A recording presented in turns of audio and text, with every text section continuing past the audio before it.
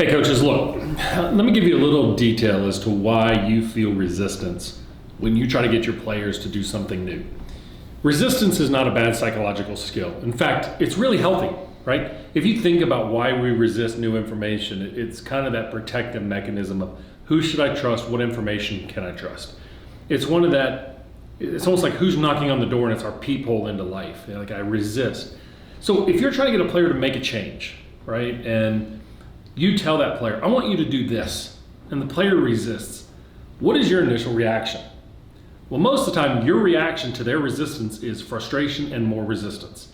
Now, that's funny to me because we get frustrated when people resist us, and yet that resistance is what the greatest lesson that you can have with a player is in that moment.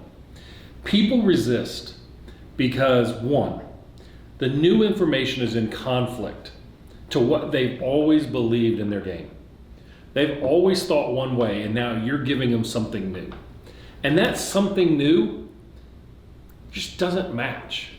So in order to make that assumption and resolve that cognitive conflict that they're feeling, they need to do one of two things.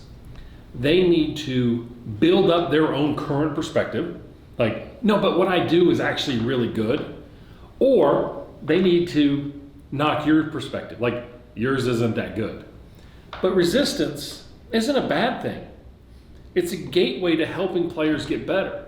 But if you as a coach start resisting and you fight right back on them, now we have a clash of mentality. See, you have to believe in what you're doing. You have to make it your own idea in order to be successful. People don't want to change because they're afraid to change. They're afraid to give up what they know, even if it's underperforming at the best level. Even if they're performing at maybe 70%, that 70% is better than possibly risking going to 50% of efficiency down the road. So I'd rather stay at 70. I'm looking for some help, but I don't want to go backwards. So they resist. How about if you met them in the middle? And instead of fighting their resistance, how about you do this? How about you listen to their resistance? How about you repeat back what they said and then said this? All right, I understand. This is a big change. Tell me if this is what I want you to do and this is where you are. How would you describe it to meet in the middle? See, when you do that, when you meet them in the middle, you knock down the resistance and you extend an olive branch. This is the simplest, quickest way for you to improve as a coach is instead of being stressed about resistance, use it to your advantage. Don't fight the resistance. Embrace it. Use it. Work with it. And it'll give you insight into the psychological mindset of your player.